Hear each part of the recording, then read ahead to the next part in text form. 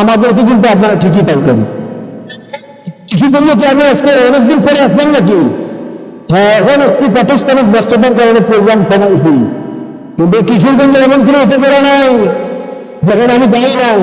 কিশোরগঞ্জের সময় আমরা দিয়েছি, আমরা তখন যেমন এখনো এবার অঙ্ক করেছেন কেন? হ্যাঁ, দিন থেকে কখনো ভালো হয় না, এই নাকি আমার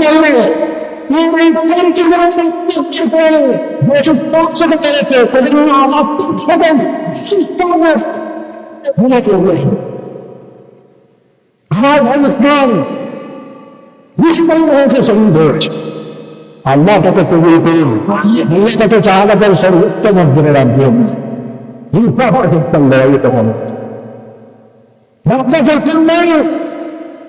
তিনি সারা পৃথিবীতে ন্যায় ইনসাফ কায়েম করেছেন। তাহলে ভালো শাসকের বৈশিষ্ট্য হয় তারা ন্যায় বিচার কায়েম করে।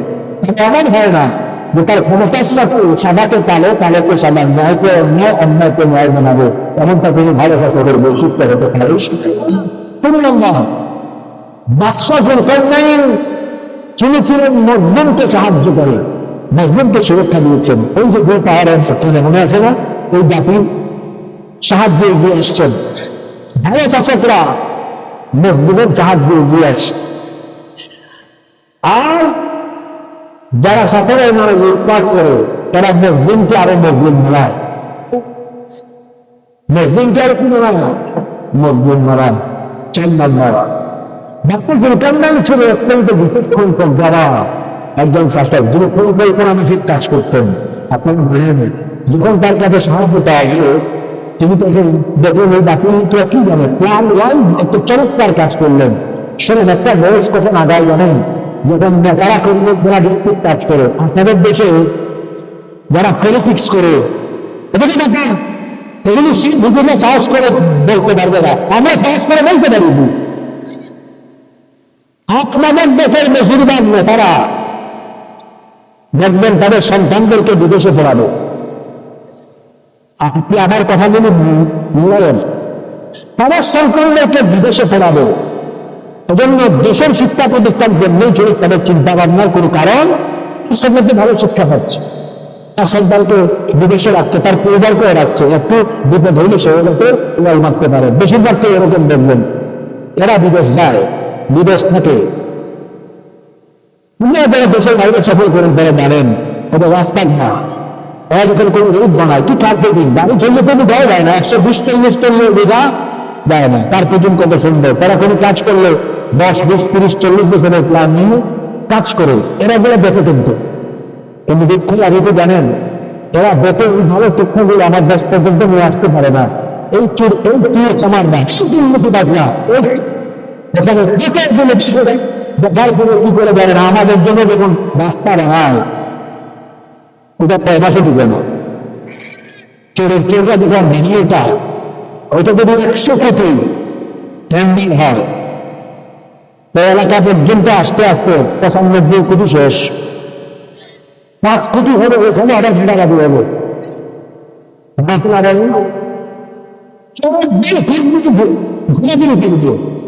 ভালো শিক্ষা নিতে পারে না, আরো কিছু কথা বলে রাখতে হলে পরে আপনি ইংরেজিতে বলতে আমেরিকায় যান, বেশি দূরে যাওয়া লাগবে, আমাদের রশিয়ার কিছু দেশ মালয়েশিয়াতে যান, কি উন্নত বেশি যান। আমার দেশে থাকলে দেখবেন পৃষ্ঠার আর পৃষ্ঠা, ফেস্টুন আর ফেস্টুন আছে না।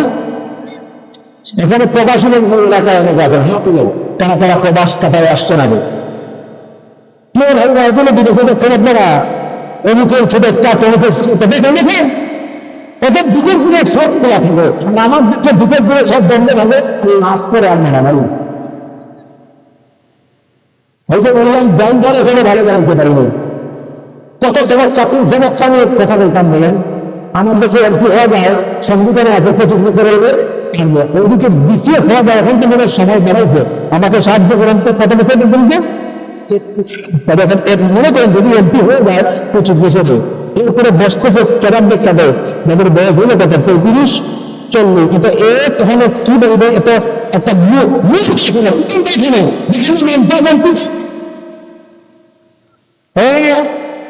যখন বিধিয়ে ফলে না সারা দিবি কিংবা সামান্য করবে টাকা সেটা দেখবে কিংবা দেখুন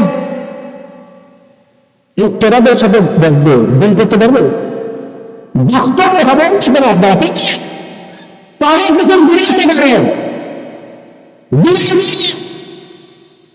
এই সিস্টেমগুলো চেঞ্জ করা দরকার ছিল যদি বিসিএস 25 বছর দেওয়া যায় আমার মন বলে যে 40 বছর আগে কালকে ইলেকশনে দাঁড়াইতে দেওয়া উচিত না বলবো 40-এর কথা কেন বললেন 40-এ তো রসুলের বিরোধ করেছে তো এর আগে দিলেন না কেন নতুন একটা ব্যাপার সেবার আছে একটা ব্যাপার সেবার আছে এই জন্য আমি এটা আমার মতামত আর কি আপনি একটা মনে করেন 40 দেওয়া উচিত না শুধু কেন নয় যারা ভোট দেয় ভোট নাগরিক হবে ঠিক আছে ভোটার অধিকার থাকবে কিন্তু অন্তত 35-40 বছরে আগে কেউ ভোট দিতে না পারে কারণ বলেন তো ভোট কেন্দ্রে মারামারি করে 40 বছরের মানুষ না ধরে 20-22-25 বছরের মানুষ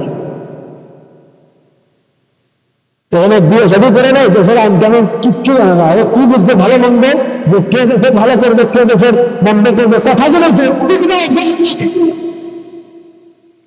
নাকি আমার কথা রাখতে না দেখবে না আমার বাড়িতে সিলেট আপনারা জানেন আমাদের ফ্লোরের বেশিরভাগ মানুষ লন্ডনে থাকে আপনি দেখছেন ভেবে যান 18 বছরের পরে তাকে ছেড়ে দেওয়া হয় কাজ করে দুনিয়া কিছু আর আমাদের দেশে 32 বছর পর্যন্ত বেকার আছে না কত উন্নত করতে হবে এই ছেলে বেকার ছেলেগুলোর জন্য কোনো প্ল্যান নাই পরিকল্পনা নেই সে খুব করে আমার দেশের উপরই চলছে মাঝখানের জনগণ আমরা শ্রেষ্ঠ দাদাল বিচক্ষণ শাসক না থাকলে সমাজবার আসতে আগায় না হয় তাদের পরিকল্পনা থাকে কি পরিকল্পনা 5 বছর আমি তোমার লোকের দিতে খাইতে পারবো এই পরিকল্পনা আসবে কিন্তু আমার জনগণকে আমি কি করবো এরকম একটা কম চিন্তা করবে আমার কোথাও এরকম কষ্ট লেগেছে যে কন্যার ঘরে তাকে বাসন আমরা চুক্তি করবো আল্লাহর উপর কোন আত্মার উপর বিশ্বাস ছিল সেগুলো চলেন এত বড় কাজ করে বলেছেন রহমতুল্লাহ রব্বি তার বয়স ভালো চাচকরা আল্লাহর উপর তাওয়াক্কুল করে ওরা শুধুই বিজয় হয় 6 নম্বর তিনি ছিলেন জ্ঞান অন্বেষণকারী আর সত্যের প্রতিষ্ঠাকারী ধীরে ধীরে সারা পৃথিবী দেখেছেন জ্ঞান অন্বেষণ করেছেন কখনো দাম্ভিক বা অহংকার হননি বরং বিনয় আর মান্যতা বই প্রকাশ ঘটিয়েছেন তাহলে একজন ভালো পাঠক কখনো দাম্ভিক হয় না অহংকারী হয় বরং তারা হয় কি বিজ্ঞানী যারা মানুষকে মূল্যায়ন করে মানুষকে সম্মান করে 7 এবং সর্বশেষ শিক্ষা হলো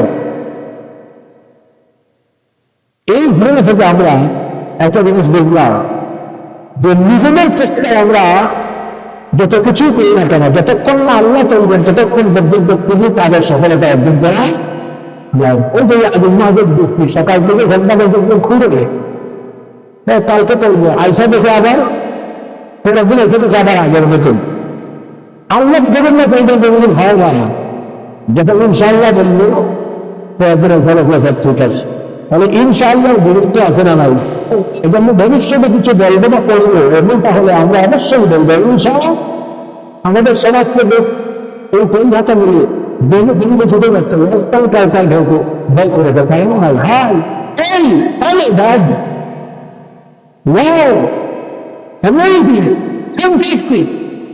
এগুলো তো আমাদের মুসলমান পরিবার এগুলো তো আমাদের মুসলিম পরিবারের পরিভাষা হয় উচিত ছিল আমি তো হাই না বলা উচিত ছিল আসসালামু আলাইকুম আমি তো বলা উচিত ছিল সুবহানাল্লাহ মাশা ওকে না বলা উচিত ছিল ইনশাআল্লাহ আমাদের কাছে আবার ইনশাআল্লাহ একটা ব্যবহার হয়ে বসি এরকম আগামীকাল কনসার্ট হবে ইনশাআল্লাহ আগামীকাল আমার একটা সিনেমা মুক্তি পাবে ইনশাআল্লাহ আগামীকাল আমার একটা গান মুক্তি পাবে ইনশাআল্লাহ তো সঠিক ব্যবহার না এটা ব্যবহার আমরা সঠিক ব্যবহার করি তাহলে এই কয়টা শিক্ষা গুরুগুলো কয়টা শিক্ষা 7টা শিক্ষা দিয়ে আমার জাতি দিতে পারে আর শাসক ভালো ঠিক করতে পারে এই জাতি বদলে পারে ইনশাআল্লাহ সময় এসেছে বদলে দেওয়া বদলে দেওয়া বদলি আর এখানে কিছু আল ভালো রেখে লিখতে পারি, ছোট্ট ছোট্ট।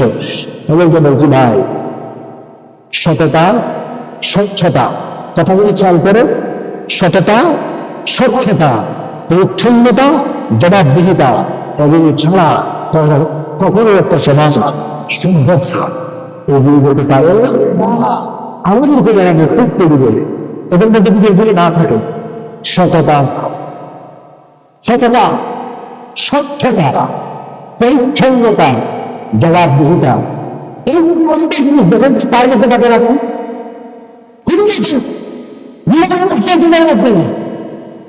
সততা, স্বচ্ছতা, পরিচ্ছন্নতা, জবাবদিহিতা, এগুলোর কারোর মধ্যে যখন থাকবে না, এ কখনো কোন সমাজকে লিখ দিয়ে ওই সমাজ সভ্যতাকে সমৃদ্ধির জায়গায় নিয়ে যেতে পারবে।